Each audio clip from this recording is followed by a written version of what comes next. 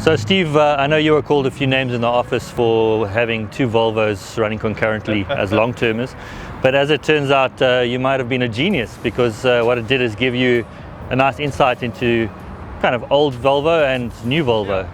Well, Ian, look, I'd like to say it gave us all insight into that. Yeah. I mean, it is a sizey automobile, but it doesn't look that huge. And I think the use of lines, especially the nose, is so recognizable. These Thor's hammer headlights, as they're known, give the car real distinctive features. As I mentioned earlier, the platform is a significant thing here. That scalable or SCA platform of theirs, which is the same platform as the XC90 and the V90 and S90. Like you were in Sweden ahead of us all, actually, to see all of this, which must have been what, 3 years ago?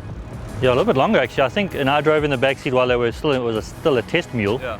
But you got the sense that they knew that this was the start of a long road. You know, in the future we'll see Polestar 1 as well, which will also be from a design like this. So to live with for a year, you happy? I don't think I've enjoyed a long term as much as I have this. I mean, it suits my lifestyle perfectly in terms of family transport, school runs, weekends away where I can either pack family and luggage in the back. So it's been absolutely perfect for that. So Steve, also, you know, while I was in Sweden visiting Volvo, I went to the engine plant. I feel for Volvo a little bit, because this is probably the main criticism that they've come in for, is their decision was to only go with 4-cylinder motors. Yeah. I think that's nitpicking for me. I've never noticed a lack of power at all. I did struggle to match the fuel consumption figures of our fuel index. So I think our fuel index was around 8.7 liters.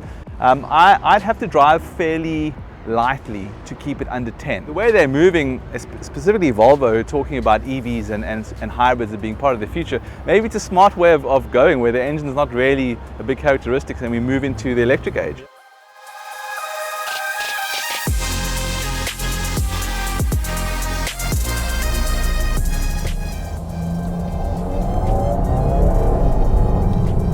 Yeah, it certainly doesn't feel short of breath from a pull-off.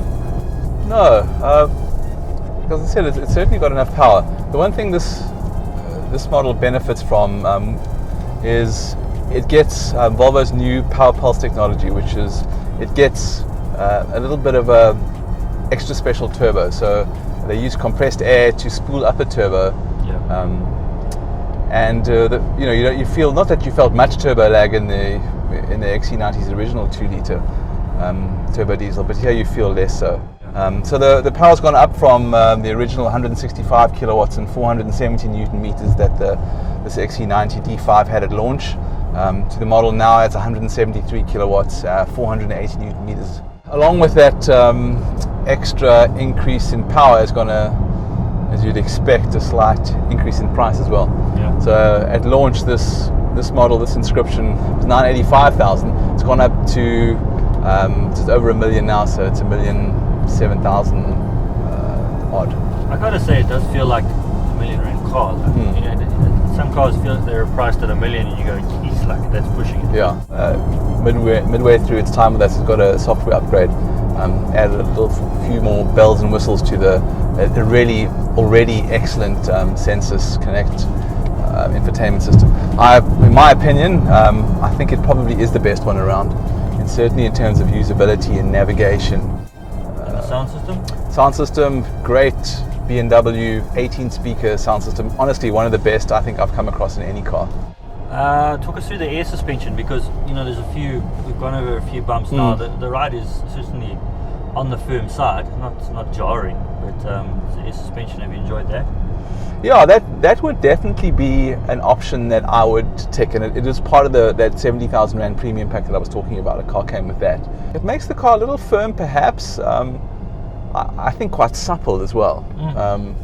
It does get caught out a couple times on some sort of quite sharp road imperfections where there's an audible thump through the car. But otherwise, the car's never felt unsettled. This car's also a 7-seater. Yeah. That rear row folds flat, space for 2 adults, and I would say fairly comfortably. It's the third row that has more legroom than you'd expect. Yeah, I've often had a bunch of teenagers in the back, and the reports from the back have been good. Which, if you know teenagers, you don't often get favorable reports. Once you drive the car, after a week or two, your brain kind of gets into a different driving mode. So you know, when you're used to driving a car without any assisted stuff, you're focusing all the time. But with this, there's a part of your brain that kind of like, I wouldn't say you switch off, but you're allowing the car to do a little bit more than you're used to. I almost feel like you're concentrating more because you're relying on a system. Yeah. Well, maybe you have trust issues here. I don't know. I'm not sure about that. So Steve, interesting decision from Volvo, and I think it's paying off for them, is they kind of launched their new Volvo with a flagship model, and then they're working their way down. I think it's a clever marketing strategy actually, when you set your new design language with your flagship model, it imbues everything that comes with this kind of quality. So, you know, it becomes this, you know, you have this aspirational XC90, suddenly you've got an XC60 which looks a lot like this, and you think, yeah, oh, it's got some of that DNA, or a lot of that DNA, yeah. Yeah, I think for Volvo, what's crucial now is just to get bums in seats, get guys test driving, get from this to XC40, and I genuinely believe that guys that discover Volvo now will stay in Volvo for the time being. I think that's always been part of the Volvo's brand affinity. You know, I think once people have bought Volvos, they've often stayed with them over their lifespan of owning cars. I can't think of a better car to spend time in terms of long road trips. It just eats up the miles. It's supremely comfortable. It's luxurious. It's got a great infotainment system. Also the autonomous driving capabilities it has. It just makes road trips an absolute blast. And we've done some great ones this year in the car. So again, if you're looking for a luxury SUV, I cannot recommend this car more.